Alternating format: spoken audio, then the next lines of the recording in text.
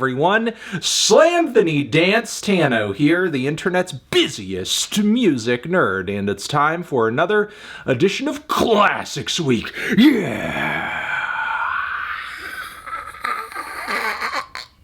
Yes, I am reviewing another classic album. This time it is the classic 1995 self-titled album from legendary singer-songwriter Mr. Elliott Smith. With hushed lead vocals, a DIY recording style, some subtle alt-rock influences, and very bitter, gritty lyrics, Elliott Smith's records, especially this one, helped define the indie folk sound of the 90s. And this album, in my opinion, is certainly an interesting point in his artistic trajectory. This self-titled LP is not nearly as rough around the edges or as scant in points as his previous Roman Candle record, nor is it as instrumentally layered or ornate as his more chamber-influenced records like XO and Figure 8. This record also dropped right before Elliott's big break with 1997's Either Or, which had a couple of tracks cross over into the Good Will Hunting soundtrack, as well as the song Miss Misery, which he received an Academy Award nomination for. Culturally, this was just a massive moment for Elliott to be a part of,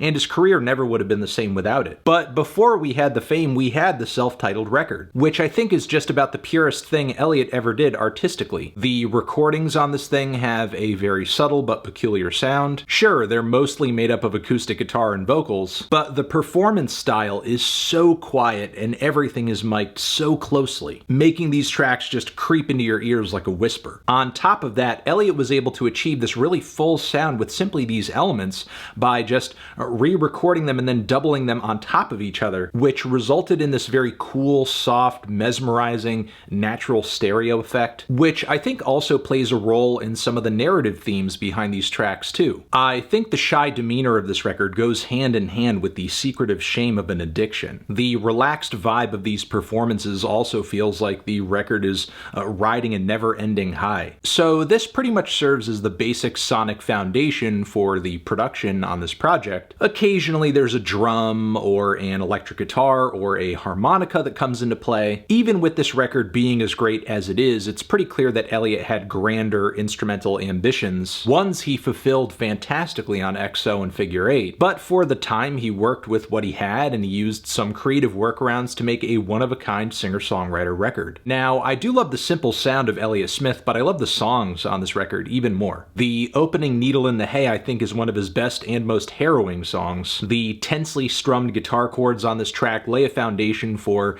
the tale of a junkie's very difficult and dodgy demeanor. The second verse seemingly portrays the narrator as kind of slipping into a life of addiction too. From here, drugs and addiction are pretty consistent themes throughout this record, and this isn't even the most heart-wrenching example. The tragic single file has too many references to shooting and heroin to count, the writing essentially boiling down to this stupid drug-induced mess the protagonist has gotten himself into. Then there's The White Lady Loves You More, which is a sad, sleepy waltz that sounds like a sweet, sweet lie you might tell yourself, like, this is the last one. Meanwhile, Clementine finds itself in more of a drunken stupor with these sloshy opening chords, which set the stage for drinking yourself into slow-mo and being woken up so a bar can close. The verses also depict Smith kind of reminiscing, making a snow angel. The whole track feels like it's being sung about somebody who is just kind of burning out their borrowed time. I get a similar vibe off of the song St. Ides Heaven. The pacing on this track's a bit more upbeat, the melody is a bit sweeter, but the lyrics are still a very vivid depiction of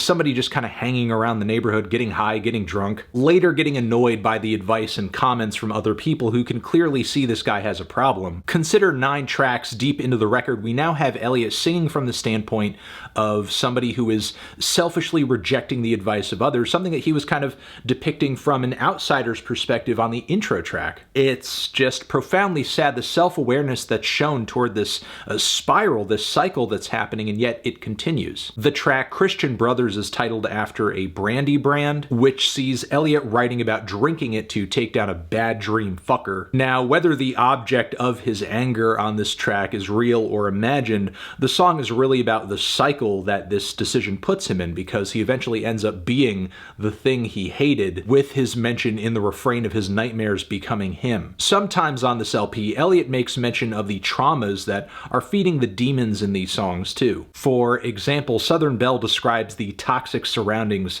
of a small southern town, with lots of allusions to domestic abuse too. Elliott directly asking the aggressor, how come you're not ashamed of what you are? There are a few other highlights I'd like to point out, like Coming Up Roses. Despite its very grim lyricism, I think this track is genuinely one of Elliott's catchiest songs ever. Maybe could have been a hit if Butch Vig got his hands on it. Good to Go is strangely infectious too, with its haunting mantras of, if I wasn't such a zero, if I wasn't such a zero, which stick in my head like I'm beating myself up over some kind of, depressive episode. In a way, the writing on the track is a whimsical story of a junkie to junkie infatuation, but what's unsettling about it is that how fragmented and broken their lives are prevents them from being able to build anything significant from this point. Their lust just kind of ends up being another fleeting high. And if that wasn't enough, the song The Biggest Lie comes in to completely decimate and obliterate any hope or good feelings that you may have had coming away from this project. The simple and folksy guitar playing on the song is beautiful. The melodies are great. It is, again, simple but powerful, and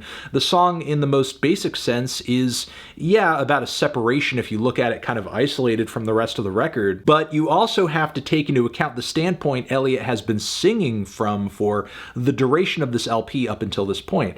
And the other person he's singing about is leaving him essentially kind of stranded, left behind in this drug-addled world where ultimately there's no real hope, there's no real life, there's no real survival, which sure does sound very, very dark and very, very grim, especially given Elliott's untimely death, but this is the picture that he painted. So yes, not only do I think the production on this record is simple but great, the songs are fantastic, the guitar work, even though it is quiet and subtle in terms of delivery, is really impressive too.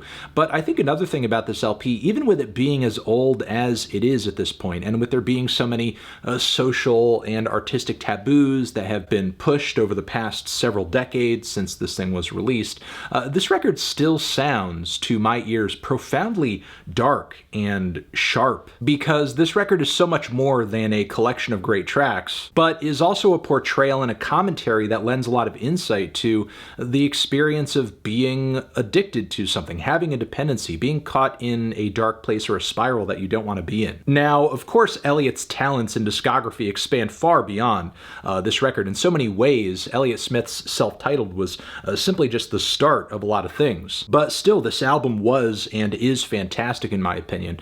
And if you want to know, really want to know what Elliott Smith is all about in the most basic artistic sense, this record gives it to you with no bells and whistles, just totally unfiltered. So, yeah.